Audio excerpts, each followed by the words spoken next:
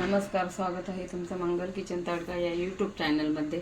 आज मी तुम्हाला सोपी पापडाची चटणी कशी बनवायची आहे ते दाखवणार आहे।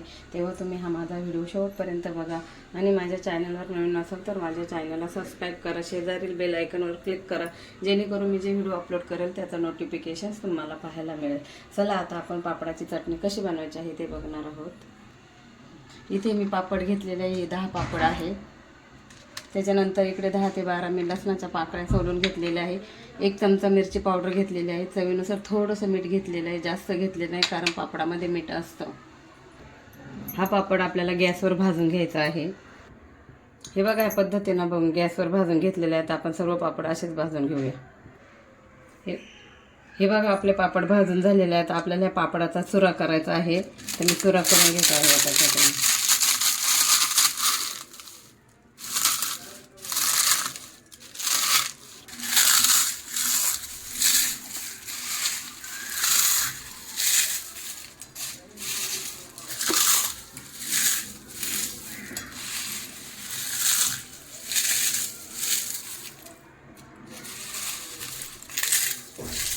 हे बघा या पद्धतीने मी चुरा करून घेतलेला आहे। हे बघा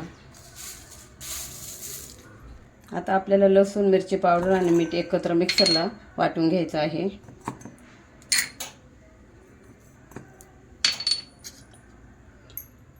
मिक्सरला वाटून घ्यायचं आहे, पाणी बिलकुल वापरायचं नाही। हे बघा या पद्धतीने वाटून घेतलेलं आहे। आता मी वाटीमध्ये काढून घेत आहे। कढई गरम करायला ठेवलेलं आहे। आता मी तेल ओतत आहे।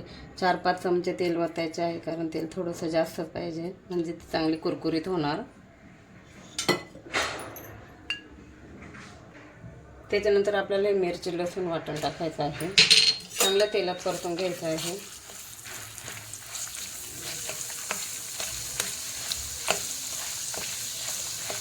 हे बघा तेलामध्ये परतून घेतलेलं आहे, छान सुगंध सुटलेला आहे लसणाचा। आता आपण त्याच्यानंतर हा चुरा केलेला पापड हा टाकूया तेलामध्ये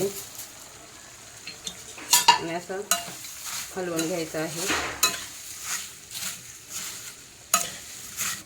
हे बघा आपली पापडाची चटणी तयार झालेली आहे, मस्त कुरकुरीत झालेली आहे। हे बघा आपली पापडची चटणी तयार झालेली आहे, एकदम कुरकुरीत झालेली आहे। हे बघा, आणि ही भाकरी किंवा चपाती बरोबर पण छान लागते। आणि तुम्हाला माझा व्हिडिओ आवडल्यास माझ्या चॅनलला लाईक करा, शेअर करा, सबस्क्राईब करा। पुन्हा भेटूया आपण पुढच्या नवीन व्हिडिओमध्ये। तोपर्यंत धन्यवाद।